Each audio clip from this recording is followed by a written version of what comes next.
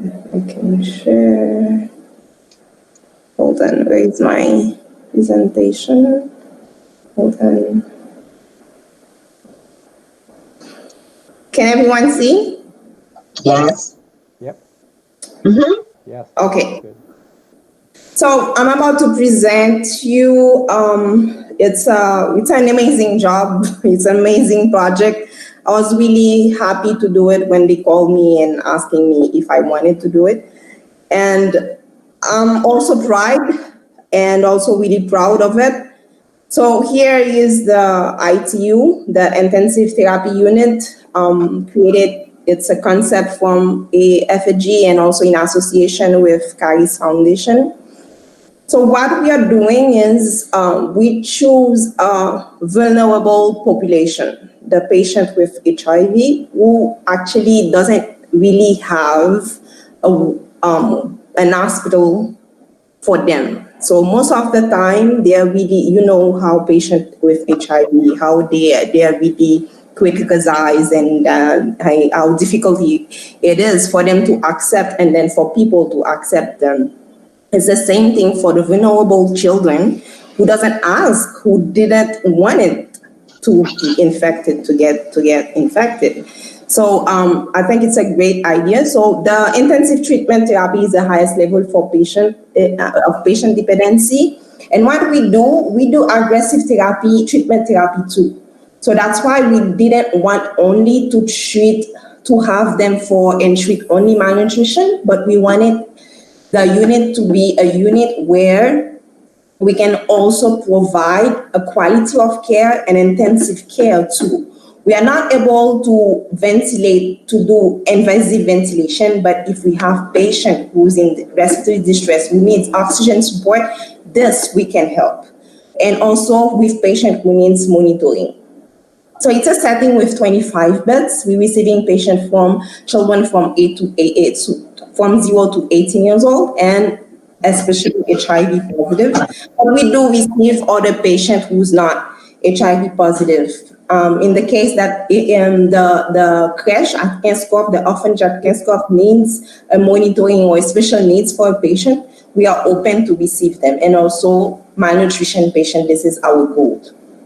So our admission criteria were specific, but in the meantime, we tend to be focused on those criteria, but we also try to improvise whenever we need. It depends on the patient. So HIV patient with acute pathology of the exacerbation of the chronic condition affecting one or more systems.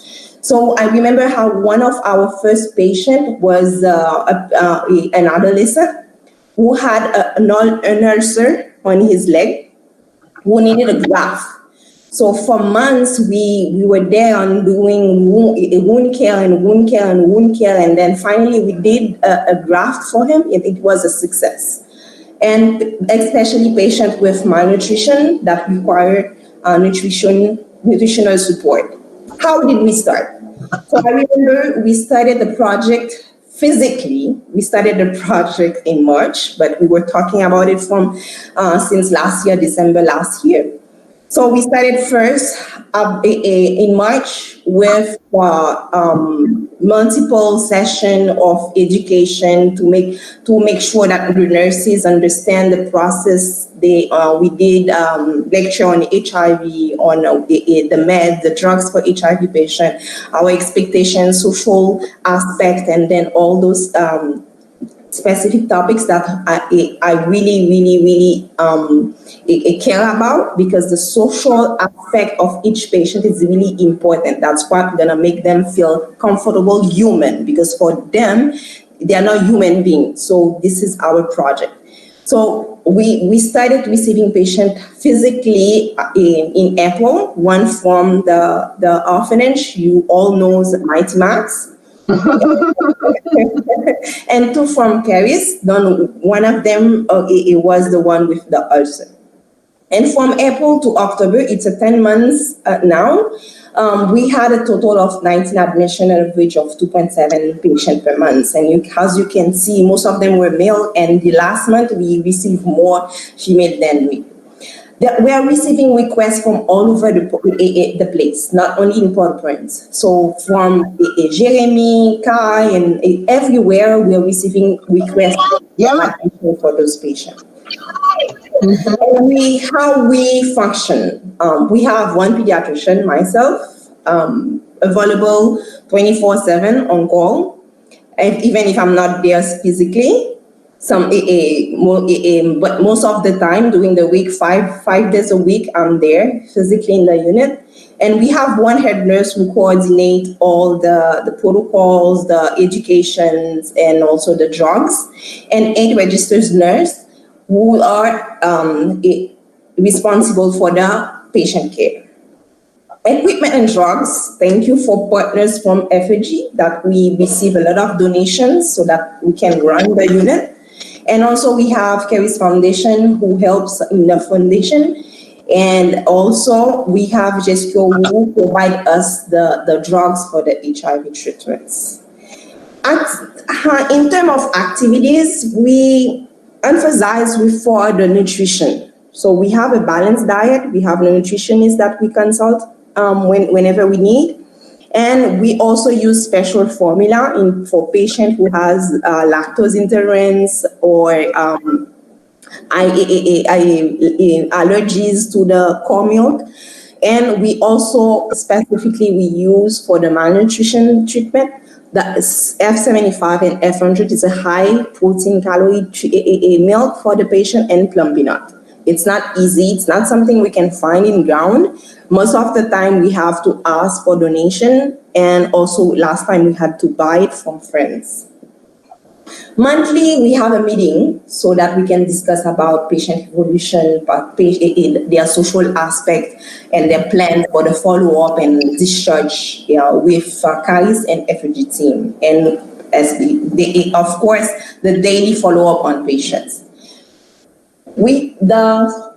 It's been 3 months now. We have a social worker who's working with us and doing an amazing job. She assesses each patient an admission and also doing their hospitalization. I have to say that because malnutrition, most of the time, our patient, the duration of hospitalization is an average of 2 months because it's a long process for them to gain weight, and also for the social aspect to make sure that when they go back to their place, they won't come back in the same situation, so that they can understand. We try to educate the moms too.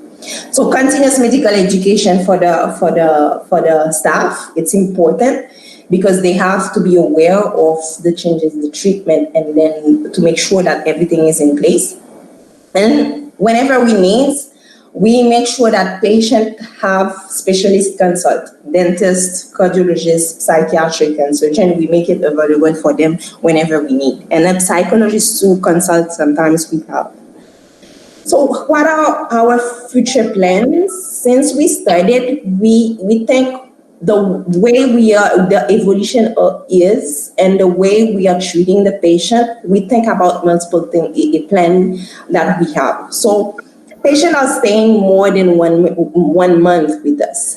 They need activities, especially educational activities. So we are thinking of hiring a teacher who can do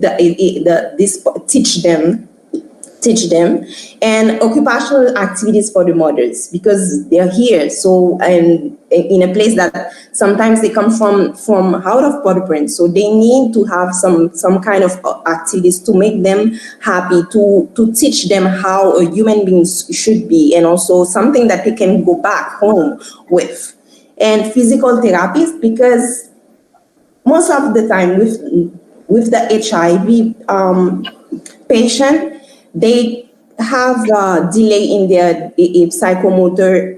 They have a psychomotor delay, so we need a physical therapy to work with them, so that they can improve in that way. So it makes a lot of difference. You can see the picture of a patient when he on the first day of admission, and the last day when he was about to get discharged. So it really makes a difference for them, and I think they're really happy with our care. Thank you. Wow. Thank you, Walter. Questions? You see, guys, I couldn't have done a better job. She is my